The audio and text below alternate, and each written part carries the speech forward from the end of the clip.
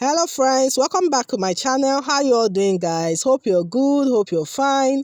Big thank you to my subscribers. I appreciate you guys a lot. Don't let's forget that.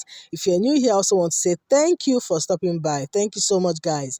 So today just with a very quick one and easy one, guys. This is a Bubu top with this beautiful design. Let's get this. So this is the fringe I'm going to work with, and of course I have my African print as well, my working tools, and the crepe fabric. Yes, this is a crepe fabric. It's exactly 2 yards that I have here, and so I have it already folded into 4 because I'm going to cut it out for both the front and the back. So I just want to get note of the sleeve length. So first of all, my shoulder we divide by 2. That's 16 divided by 2 is 8. Taking note of that.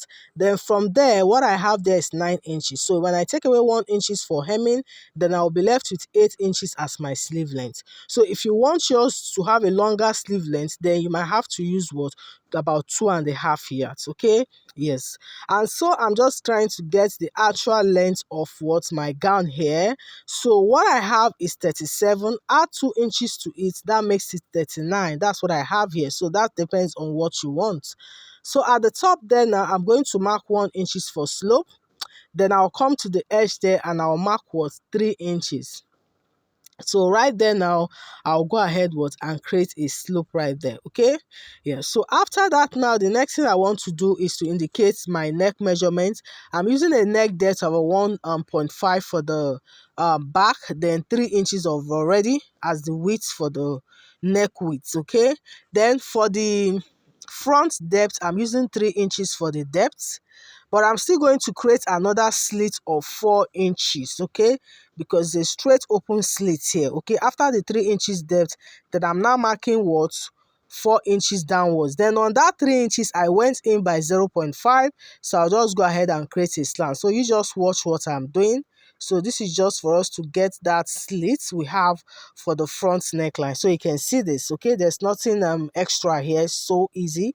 Yes. So the next thing I want to do is to get the sleeve opening. I'm working with 10 inches. So from that already marked slope, I'll go down by 10 inch there. Then I'll just extend the line and make it my chest line. So I'm going to use one measurement for all. The biggest measurement for me here is the hip. 40 divided by 4, that's 10. Okay. Then I'll add 4 inches to it, making it what?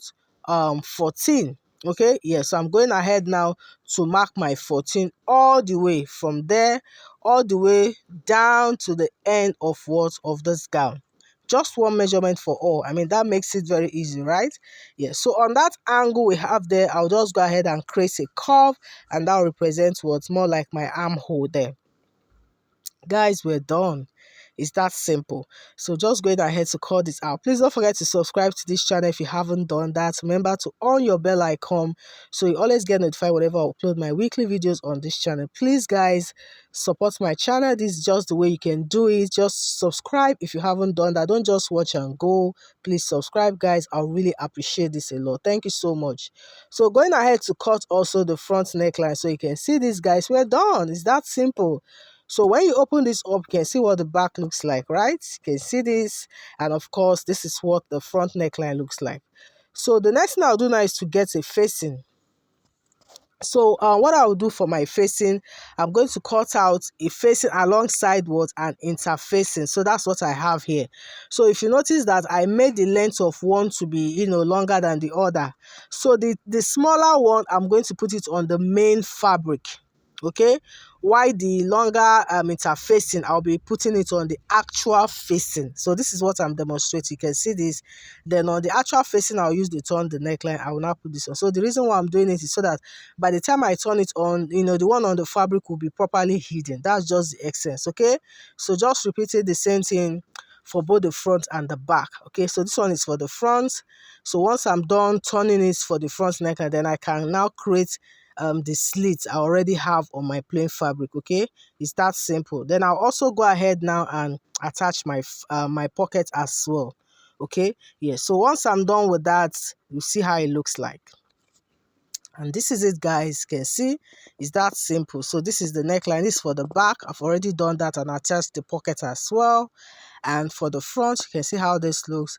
Also, what clean up the inside, very important, and as well attach the pockets. So the next thing I'm going to do now is to fix in what my front design.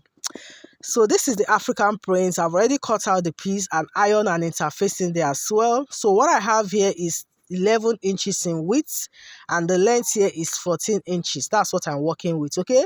So this is just a very simple thing. Just fold the edges all the way, the 4 sides. Just fold it in about 0.5. Iron it properly by using a hemming gum.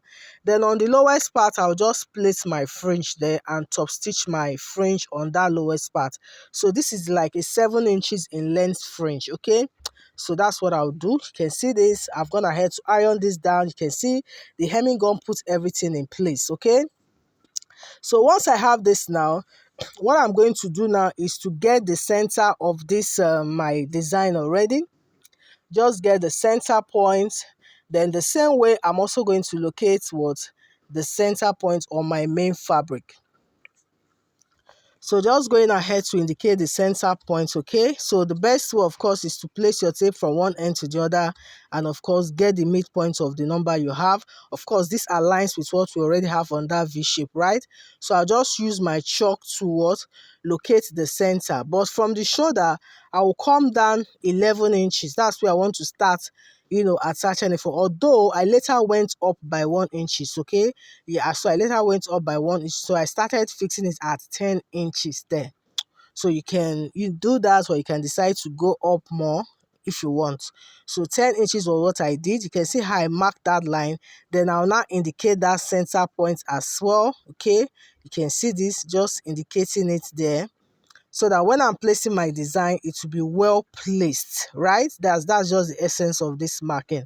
So you can see I have my center point. So I'll bring my design now and I'll place it, making the one already marked on the design to align with the one I have on my main fabric. So you can see this now. So once you have achieved this, carefully pin it down so that you have it in place. Then I'll go ahead and top stitch all the way, the 4 sides. Yes, we're going to top stitch. So once you're done top stitching, just place the back over the front. We're done here, right? Just place it, align it, sew the shoulders, and go ahead now. At this point, you can now hem the sleeve. After sewing the shoulders, then take it from the side, run through the pocket, straight down to the end of the gown. The same thing on the other side, and finally what you hem the lowest of this all. And guys, that's it. It's that simple. That's it, guys, on how to make this very beautiful top and easy one. Thank you so much, guys, for joining me. Hope you find this helpful. Please don't forget to subscribe if you haven't done that. Remember to also on your notification bell to always get notified whenever I upload my weekly videos on this channel. See you on the next one, guys. Have a wonderful day. Bye.